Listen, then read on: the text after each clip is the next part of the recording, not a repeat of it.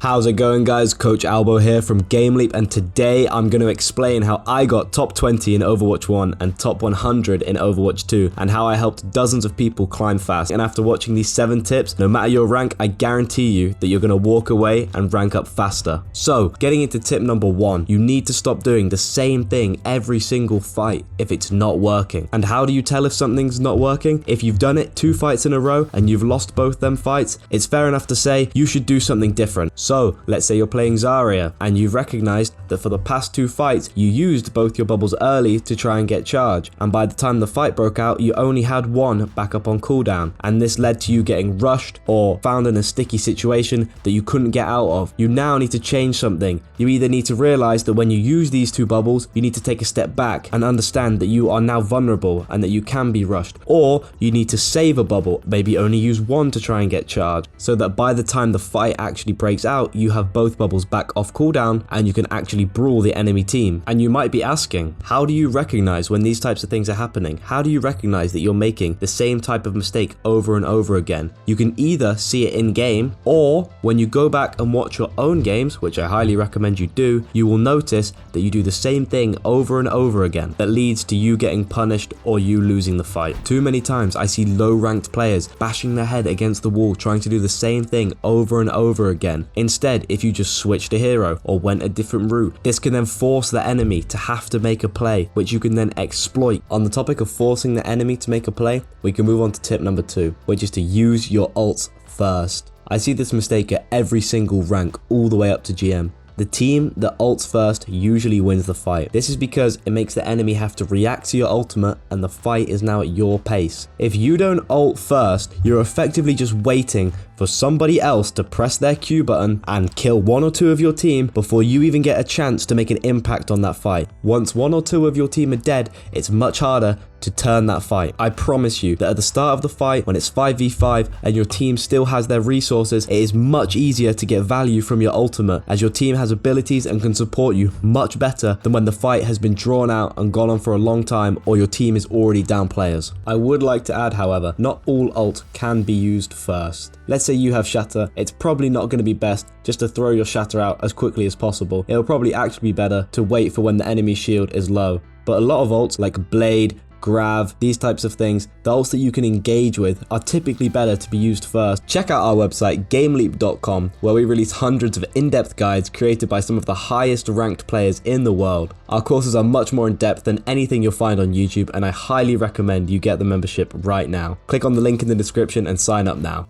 Moving on to tip number 3, and this is one of the easiest tips to start implementing into your game right now. Stop ulting when a fight is lost or when a fight is won. So, to do this, we first have to determine when a fight is lost or won. Typically, a fight is lost when you are 2 players down and a fight is won when you are 2 players up. This is the easiest way to determine when a fight is lost or won. Ultimates are so valuable in Overwatch 2 that you can't afford to be wasting them on fights that are already over. So moving on to tip number 4, which is use the kill feed. Kill feed provides so much information, not just about who is dead and who is alive, but you can actually use the kill feed to improve your awareness of the fight and to help your team. If you are dead or you're not actively in the fight, maybe you're off to get a health pack or you're still walking back from spawn, you can help your team by using the kill feed. You can call numbers. For example, just say you're up by 1, you're down by 3, so don't use any ults, or 3v3, winnable. These type of things can help your teams make decisions without them having to remember so much information about the fight, like who is dead and who is alive. To take this one step further, let's say you know someone died 15 seconds ago, or someone died at a similar time to you and you are just arriving back at the fight. You can call that person is also going to be back at the fight soon. So for example, if a Moira died at the same time you died and you are now arriving back at the payload, you can say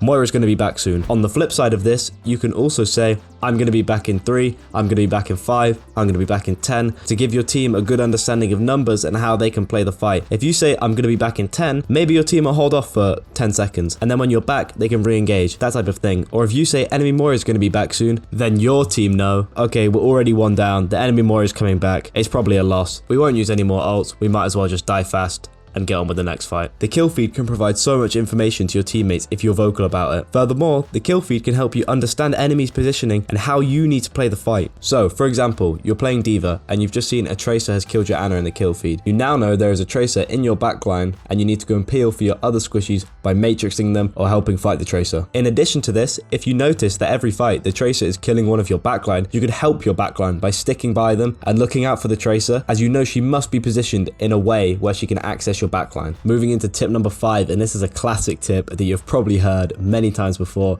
but it still holds true, and that is that meta does not matter. Now, I'm not going to sit here and tell you the same things you've heard so many times before, but I do have some extra tips when your team is not playing the perfect comp. Firstly, the meta composition often has a difficult playstyle or a playstyle that is very hard to replicate in ranked, whereas playing an unorthodox comp or having heroes on your team that are not seen that often can cause confusion and lead to easy wins. And this is why you see a lot of one tricks climb the ladder very easily. If you look at top 100 or top 50, you will see plenty of people who don't play the meta and still achieve these ranks. So the next part of this tip is how we should play around one tricks that we get on our team. For example, let's say you get a sim only player. You have a few options. You can quite literally just ask the sim player what's going to work best with this, or you can pick heroes and adopt a playstyle that complements sim. For example, picking brawl heroes like Reinhardt or Reaper or Moira to try and complement the Sim's playstyle, forcing a brawl using TPs or going to high grounds using the TPs. You can make rotations that weren't previously possible, but you can utilize what the Sim brings to the team. Moving on to tip number 6, which is to do with ult tracking. Now,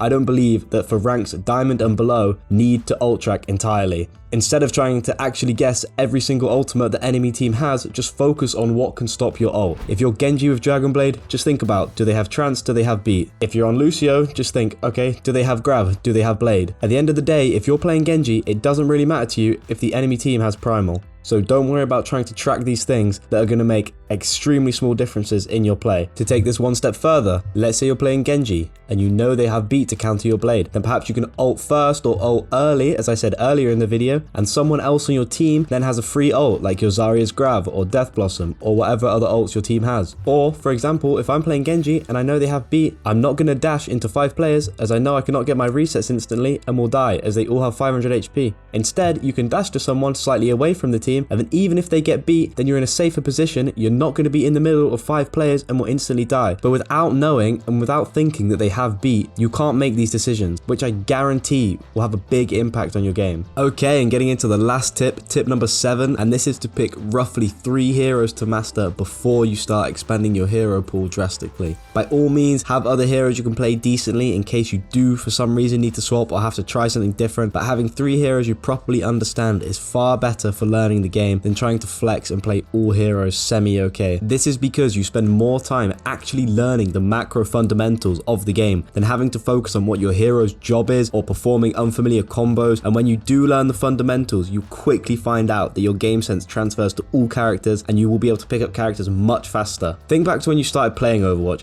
It probably took you a long time to get your first hero to your current skill level. But if you were to pick up a new hero now, you could probably reach the same skill level much quicker than you originally did because your game sense is already there. And all you have to do is learn where your hero stands most of the time, which is probably quite similar to the other heroes you play, and then the mechanics of your hero, maybe the combos and some tech. For the heroes you do decide to play, I do recommend you learn their map specific rollouts. I do recommend you learn their tech, you learn their combos, as these things are actually very valuable. And there you have it. They are my 7 tips that I wish I knew before I hit top 500. Thank you so much for watching and sticking all the way to the end. Be sure to like and subscribe. Good luck, and I'll see you in the next video. Check out our website GameLeap.com, where we release hundreds of in-depth guides created by some of the highest ranked players in the world. Our courses are much more in depth than anything you'll find on YouTube, and I highly recommend you get the membership right now.